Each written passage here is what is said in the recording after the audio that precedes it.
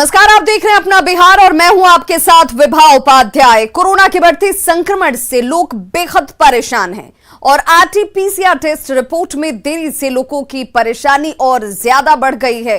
लोगों को टेस्ट की रिपोर्ट मिलने में 8 से 10 दिन लग रहे हैं, जबकि प्राइवेट अस्पतालों में समय पर रिपोर्ट मिल रही है। कोरोना संक्रमण जो है वो बिहार में काफी तेजी से पांव पसार रहा है। बात पटना की कर ले तो राजधानी पटना में जो है वो कोविड संक्रमण का जो ग्राफ है वो सबसे अधिक देखने को मिल रहा है। इधर कोरोना के बढ़ते संक्रमण के बाद जो है वो लोग कोरोना जांच जो है वो करवाने आ रहे हैं, आरटी-पीसीआर जांच करवाने आ रहे हैं, एंटीजन जांच करवाने आ रहे हैं। लेकिन जो अत्यधिक लोग जो हैं यहाँ कतारबद्ध होकर जो खड़े हैं, इन लोगों में से जो अत्यधिक लोग हैं उनका ये कहना है कि आरटी-पीसीआर रिपोर्ट जो है वो अब 36 घंटे के बजाय जो है 7 से 8 दिन होने के बावजूद जो है वो नहीं मिल पा रही है। तो लोग इसको लेकर के काफी परेशान हैं। जबकि बात अगर प्राइवेट सेंटर्स की कर ले तो वहां पे जो आरटी-पीसीआर रिपोर्ट जो है वो महज 36 घंटे अंदर में जो है वो लोगों को मिल जा रही है। एटलीस्ट इसका जो है ना क्विक एक्शन होना चाहिए। अभी हमारे सामने 2 स्वास्थ्य अधिकारी देखे ना, अभी उनका रिपोर्ट आया पॉजिटिव और उनके वजह से उनको अभी तो रिपोर्ट आया, लेकिन उनके वजह से उनकी माँ भी पॉजिटिव हो गई। अल्फाज ही गलत है।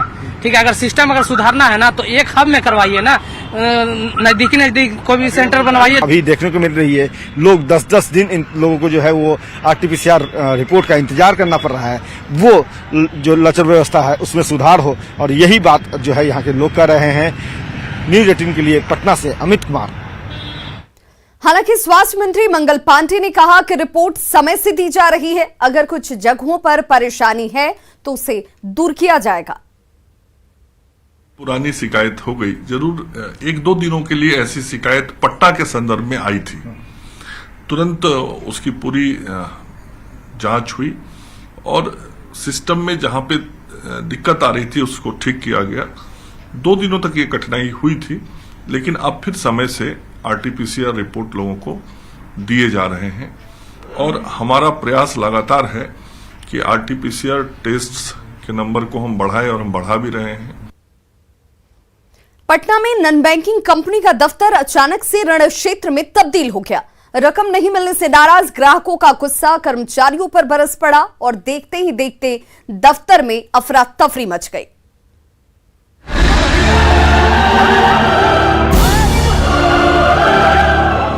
कंकड़बाग में नॉन बैंकिंग कंपनी का दफ्तर रण क्षेत्र बन गया है।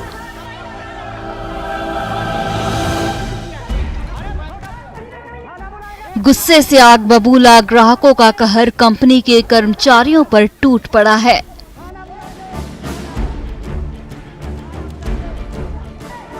ये देखिए किस तरह से मारपीट हो रही है।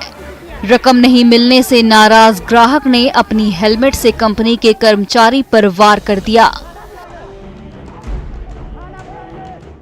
तो वहां मौजूद लोग बीच बचाव करने पहुंच गए, लेकिन नाराज ग्राहकों का गुस्सा कम होने का नाम नहीं ले रहा।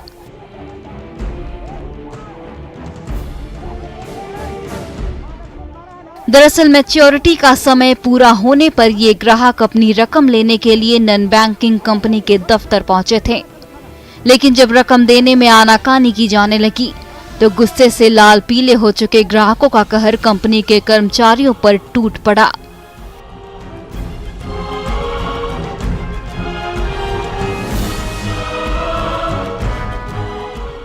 ये देखिए, इस ग्राहक ने अपनी हेलमेट से इस कर्मचारी पर वार कर दिया, तो अगले ही पल गर्दन पकड़ ली। इस महिला ने बीच बचाव करने की कोशिश की, तो कुछ और लोग भी दोनों को छुड़ाने के लिए पहुंच गए। दफ्तर में एक साथ कई ग्राहक पहुंचे थे।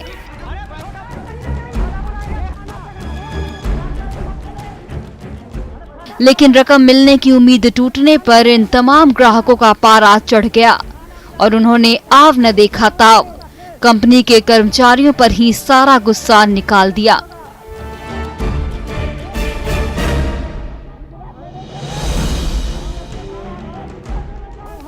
फिर तो मौके पर अफरा तफरी मच गई। कोई गुत्थम गुत्था हो रहा था तो कोई बीच बचाव की कोशिश कर रहा था। देखते ही देखते कंपनी का दफ्तर रण क्षेत्र में तब्दील होकर रह गया। दोनों तरफ से मारपीट होती रही।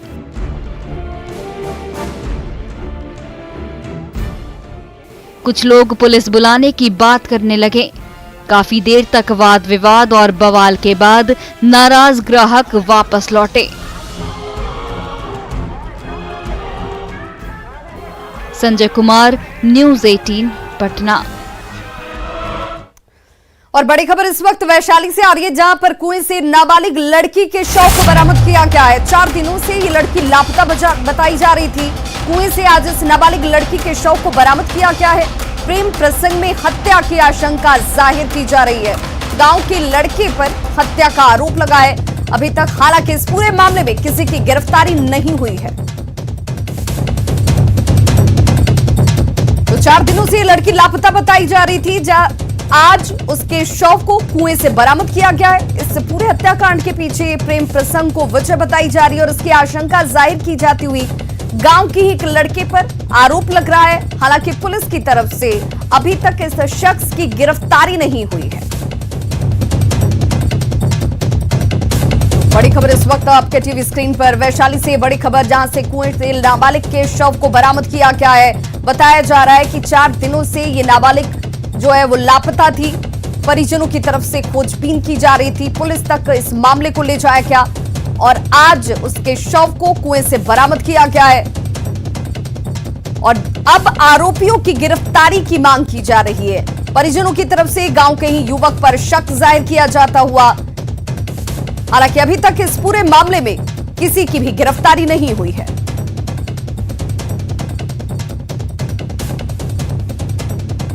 तो देखिए इस वक्त जो तस्वीर आप देख रहे हैं, इस कुएं से ही नाबालिग के शव को बरामद किया गया। पुलिस की टीम यहां पर पहुंची हुई और कार्रवाई की शुरुआत कर दी गई है। नरकटियागंज अनुमंडल के लौरिया प्रखंड में मनरेगा कार्यालय के पीछे हजारों की तादाद में जॉब कार्ड फेंके हुए मिले, जिसकी तस्वीरें आप इस वक्त देख पा रहे हैं। हजारों की तादाद में ये जॉब कार्ड हैं। इस लापरवाही से लोगों में गुस्सा है। लोगों का आक्रोश आज खुलकर सामने आ गया। लोगों ने जिले के डीएम से जांच कराने और कड़ी कार्रवाई की मांग की है। इस मामले में पीओ और बीडीओ की चुप्पी कई सवाल और संदेह को पैदा कर रही है।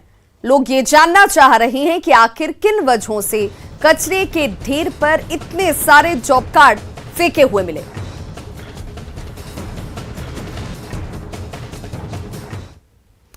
गया से शर्मसार करने वाली तस्वीरें सामने आई। तस्वीर वजीरगंज की है, जहां एक युवक के साथ दबंगों ने अमानवीय काम किया। पूरी घटना का वीडियो सोशल मीडिया पर वायरल हो रहा है। घटना के बारे में मिली जानकारी के मुताबिक ये पूरा मामला घुरियामा पंचायत के दोयुना गांव का है। वायरल हो रहे इस वीडियो में एक युवक को गांव के ही कुछ दबंग लोग शर्मनाक तरीके से प्रताड़ित कर रहे हैं। युवक से उठक बैठक कराई जा रही है और जरा ये भी जान लीजिए कि इस युवक का कसूर क्या है। युवक का कसूर सिर्फ इतना था कि उसने पूर्व मुखिया का साथ आगामी पंचायत चुनाव में देने से इनकार कर दिया, जिससे आग बबूला इन लोगों ने इसके साथ अमानवीयता की हदें पार की और इस युवक को पहले उठक बैठक कराई जाती है। घटना के बाद युवक के परिजनों को भी धमकी दी गई। धमकी के बाद पीड़ित युवक गांव छोड़कर चला गया है। इस मामले में पुलिस ने कार्रवाई करते हुए 6 लोगों को गिरफ्तार किया है।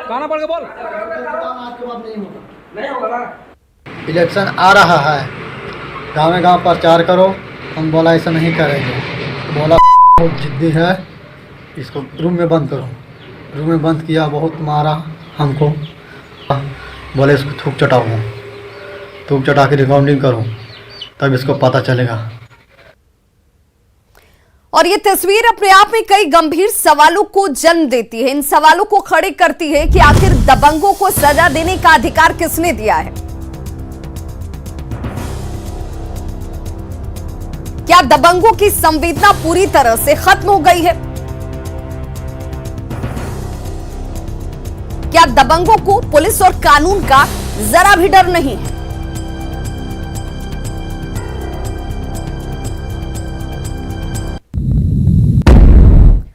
शहीद थाना प्रभारी अश्विनी कुमार हत्याकांड मामले में बड़ा खुलासा सामने आया है। न्यूज़ 18 को सबसे पहले एफआईआर और पोस्टमार्टम की कॉपी मिली है। एफआईआर के मुताबिक मस्जिद से लाउड स्पीकर के जरिए अनाउंस कर हिंसक लोगों की भीड़ को जुटाया गया था।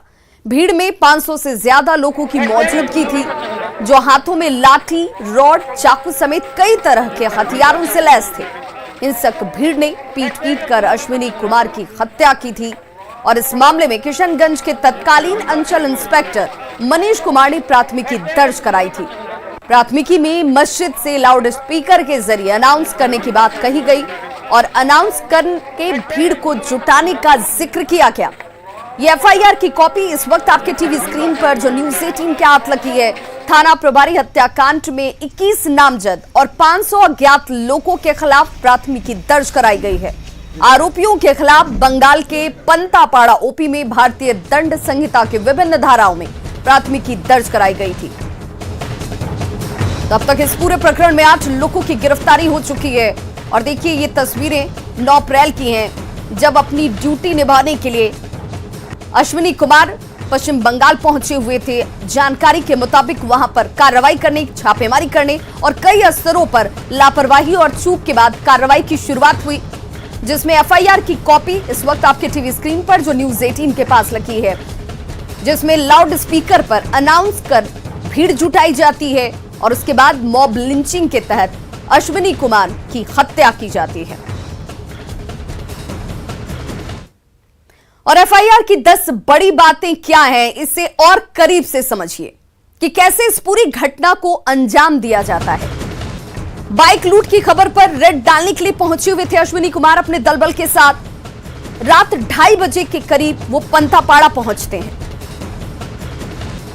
टीम के पहुंचते ही मस्जिद से अनाउंस किया गया। अनाउंस कर 500 लोगों की भीड़ यहां इकट्ठा की गई। सभी लाठी, रॉड, चाकू और हथियारों से लैस लोग थे। भीड़ पुलिस टीम पर पत्थरबाजी करने लगती है और भीड़ ने एसएचओ अश्विनी कुमार की पिटाई की। भीड़ की पिटाई की वजह से एसएचओ की मौत हो गई। इस पूरे मामले में 21 नामजद और 500 अज्ञात लोगों पर केस दर्ज किया गया है। अलग अलग धाराओं में इन पर यह मामला दर्ज हुआ है। एसएचओ हत्याकांड के 21 नामजद आरोपी कौन कौन से हैं, उन सभी के नामों को भी आप जान लीजिए। पहला नाम मोहम्मद फिरोज, मोहम्मद फिरदौस, मोहम्मद गुलजार, चौथे नाम के तौर पर मोहम्मद अबूजार, पांचवा शख्स अब्बास, छठा शख्स शनीर खातून, मलिक, जाहिद, ईशा, याकूब, शहीदुल लुट, इजराइल, मोइबुल्लाह, शहादुल्ला, खबीर, परवेज, रोबू, जुबैर, साहिब, शाहिद, ये वो सभी 21 आरोपी हैं जिनको नामजद किया गया है। कुल 500 लोगों पर केस दर्ज हुए हैं। हालांकि अभी तक इस मामले में केवल 8 आरोपियों की गिरफ्तारी ही हो पाई है।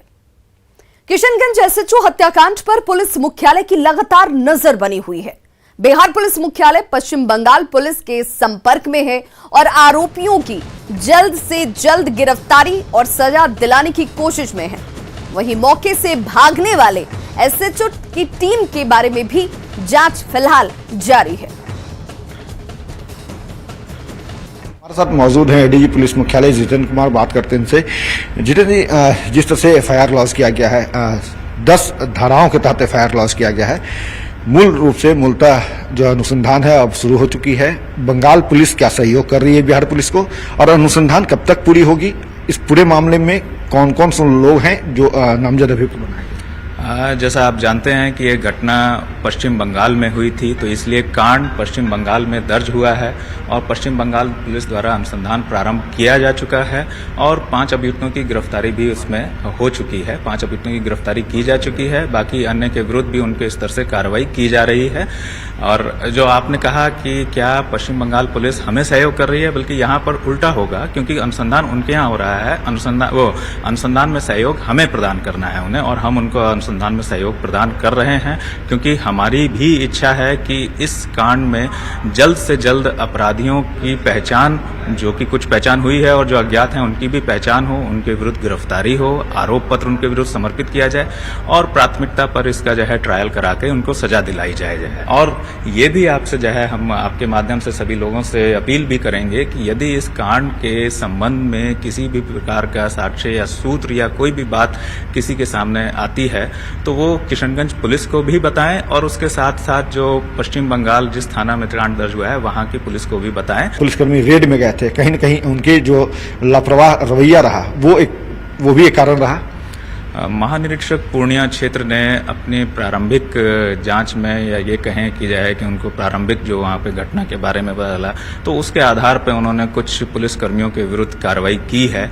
और अब आगे और जो आगे जांच चलती रहेगी तो उसमें और बातें स्पष्ट होंगी कि किसके स्तर से कोई लापरवाही हुई या चूक हुई तो कैसी थी और किस हद तक थी, और क्या उससे जो है कुछ बचा जा सकता था या उसमें और बेहतर तरीके से जो है इस कार्रवाई को किया जा सकता था। ये केस स्टडी के रूप में भी हम लोग रखेंगे, और ताकि यदि इसमें कोई त्रुटि हुई है किसी तरह की तो वो आगे ना हो। लोगों से भी इन्होंने न्यूज 18 के माध्यम से अपील की है कि अगर आपके पास कोई साक्ष्य है, कोई सबूत आते हैं, कोई एविडेंस, कोई जानकारी होती है तो इसे जरूर किशनगंज पुलिस को दे, ताकि किशनगंज पुलिस जो है वो बंगाल पुलिस को दे और उसके आधार पर जो कानूनी कार्रवाई है वो बंगाल पुलिस जल्द सुनिश्चित कर सके। कैमरा पर्सन दीपक के साथ अमित कुमार, न्यूज 18 पटना।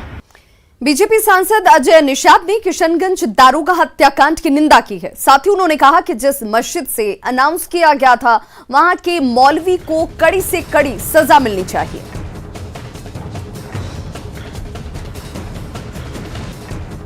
घटना जो हुई है बेहद शर्मनाक है, और खासकर जो मस्जिद से जो अंजाम दे के जो भीड़ को लिया गया है, ये जितने भी कम पढ़े लिखे जो धर्म के नाम पे कटने मरने को तैयार रहते हैं वैसे लोग को उस्का कर ये काम कराया गया। सबसे पहला तो होना चाहिए कि जो उस मस्जिद का जो मौलवी है उस पर हत्या का केस होना चाहिए और उस पर कार्रवाई होनी चाहिए। किशनगंज दारोगा हत्याकांड पर पूर्णिया से जेडीयू सांसद संतोष कुशवाहा ने दुख जाहिर किया है, साथ ही दोषियों को कड़ी सजा देने की मांग की है। माननीय मुख्यमंत्री जी इसमें तुरंत संज्ञान में लेके जो राज्य सरकार के स्तर से हो सकता सो किए हैं, और हम तो चाहेंगे कि जो भी इसमें दोषी है उसको कम से कम फांसी की सजा मिले, और माननीय मुख्यमंत्री जी संज्ञान लेके जो आश्रित परिवार हैं उसको तुरंत नौकरी देने की बात की है, और उसको जो मुआवजा हो सकता है उसको देने का माननीय मुख्यमंत्री जी ने ऐलान किया है। हाजीपुर सदर अस्पताल एक बार फिर से विवादों में घिर गया है। गंभीर हालात में एक बच्ची को सदर अस्पताल लाया गया, लेकिन उन्हें स्ट्रेचर नहीं मिला। बच्ची के पिता गोद में बच्ची को उठाकर भटकते रहे, लेकिन समय पर इलाज नहीं होने की वजह से बच्ची की मौत हो जाती है। परिजनों का यह आरोप है कि सदर अस्पताल में किसी ने उनकी सुध नहीं ली। अगर सही वक्त पर इलाज हुआ होता तो बच्ची की जान बचाई जा सकती थी। बुखार घाव में थोड़ा कट्टा उठा था, तो सोचता इस पर थोड़ा बुखार आ गया, तो लाया महुआ में नहीं लिया तो इधर में लेकर भागे। लेकिन यहाँ आए तो आपको स्ट्रेचर वगैरह कुछ भी नहीं मिला? नहीं भाई। कोरोना के बढ़ते प्रकोप को देखते हुए बिहार के सभी शिक्षण संस्थानों को बंद कर दिया गया है। निजी स्कूलों में बच्चों की पढ़ाई के लिए ऑनलाइन व्यवस्था की गई है, लेकिन बिहार के सरकारी स्कूलों में पढ़ने वाले बच्चे पढ़ाई से पूरी तरह से महरूम हैं। स्कूल बंद है, लेकिन शिक्षक हाजिरी बनाने रोज स्कूल जरूर पहुंचते हैं और पूरे दिन खाली बैठकर घर वापस लौट जाते हैं। सरकारी स्कूलों में ऑनलाइन पढ़ाई की कोई व्यवस्था नहीं है। शिक्षकों का यह कहना है कि संसाधन की कमी की वजह से वो चाहकर भी बच्चों को नहीं पढ़ा पा रहे। बैठे रहते क्या चाहते हैं कि सरकार की तरफ से ऑनलाइन पढ़ाई की व्यवस्था हो? ऑनलाइन क्लास तो होना चाहिए घर पर। दिन भर घर में बैठे रहते हैं। क्या चाहते हैं? स्कूल खुला रहना चाहिए, ऑनलाइन क्लास होना चाहिए। बच्चे नहीं आते हैं तो उनको ऑनलाइन पढ़ाने की व्यवस्था प्राइवेट स्कूल वाले करते हैं, यहाँ कहाँ होता है। अक्सर हमारे स्कूल में गरीब बच्चे पढ़ते हैं जिनके पास एंड्रॉयड फ़ोन ये नहीं होता है, जिसके चलते अगर ऑनलाइन पढ़ाई भी उनकी होती है तो उनको कोई लाभ नहीं हो सकता है। 5% 10% के पास एंड्रॉयड फ़ोन हो सकता है, लेकिन अक्सर के पास नहीं है। या जो लाइब्रेरी हम उनके लिए साइट पे डालेंगे उससे वो लाभान्वित हो सके। टीचर पढ़ाएं सर, ऐसी भी कोई व्यवस्था आप लोग करने जा रहे हैं क्या? स्कूलों में टीचर पढ़ा सकें बैठ करके बच्चों को ऑनलाइन? उसके लिए अभी तो जब विद्यालय हमने बंद किया है तब विद्यालय में छात्रों को कैसे बुला के वो पढ़ा सकते? जैसे निजी कोरोना की वजह से मुश्किलें झेल रहे बिहार के मजदूरों के लिए अच्छी खबर है। श्रम संसाधन विभाग निबंधित करीब 15 लाख मजदूरों को आयुष्मान भारत योजना से जोड़ने जा रहा है। 1 मई यानी कि मजदूर दिवस के मौके पर प्रधानमंत्री खुद इसका ऐलान कर सकते हैं और इसे लेकर श्रम संसाधन मंत्री जीवेश मिश्रा ने प्रधानमंत्री से समय मांगा है। जीवेश मिश्रा से बात की संवाददाता साकेत कुमार ने। आयुष्मान भारत योजना से बिहार के 15 लाख मजदूरों को जोड़ने का काम शुरू किया जा रहा है। हमारे साथ यहाँ पर श्रम संसाधन मंत्री हैं जीवेश मिश्रा जी। सर, क्या कुछ कार्यक्रम है, कैसे इसको आप लोग इम्प्लीमेंट कर रहे हैं? देखिए, इसकी पूरी कार्य योजना स्वास्थ्य विभाग से मिलकर हम लोगों ने तैयार कर लिया है। इसके लिए जो भी पैसा लगेगा वो श्रम संसाधन विभाग पे करेगी और हमारा था कि जो श्रमिक हमारे यहाँ रजिस्टर्ड हैं बिहार के अंदर श्रम संसाधन विभाग से, वो कभी असमय बीमार पड़ जाते हैं तो उनका पूरा परिवार तबाह हो जाता है। छोटी बड़ी बीमारी, छोटी मोटी बीमारी तो लोकल स्तर पर अपने जो हॉस्पिटल है उससे उनका इलाज हो जाता है, लेकिन कोई बड़ी लाइलाज बीमारी अगर उनके घर में पहुंच जाती है तो मैं गांव का रहने वाला हूं, मैंने देखा है पूरा का पूरा परिवार तबाह हो जाता है। तो हमने ये निर्णय लिया कि सभी श्रमिकों को हम लोग प्रधानमंत्री आयुष्मान भारत से जोड़ेंगे और उनका कार्ड हम लोग मुहैया कराएंगे। आने वाले दिनों में हम लोग 14,69,000 लोगों को आइडेंटिफाई कर लिया है और आपको बताते हुए खुशी हो रही है कि पूरे देश में बिहार पहला राज्य है जिसमें इतनी बड़ी संख्या में हम लोगों ने आधार ऑथेंटिफिकेशन के साथ लेबर को जोड़ा है अपने विभाग से। साकेत कुमार, न्यूज़ 18 पटना। नेता प्रतिपक्ष तेजस्वी यादव ने बीजेपी नेता सुशील कुमार मोदी पर जमकर निशाना साधा है। बिहार के युवाओं को बंगाल में रोजगार मिलने से जुड़े सुशील मोदी के ट्वीट पर तेजस्वी ने कहा कि सुशील मोदी के बयान का कोई मतलब नहीं है, क्योंकि सुशील मोदी को बिहार बीजेपी पहले ही बाहर कर चुकी है। जहाँ तक बात ऐसी बातें अगर सुशील मोदी जी करते हैं तो कोई मतलब ही नहीं है। तेजस्वी जी वो आउट ऑफ सीन है। बिहार बीजेपी ने उनको दरकिनार कर दिया। अब वो उल्टी सीधी बात करके केवल न्यूज़ में बने रहना चाहते हैं। तो खबरों का सिलसिला लगातार जारी है। आप देखते रहिए न्यूज़ 18 बिहार झारखंड।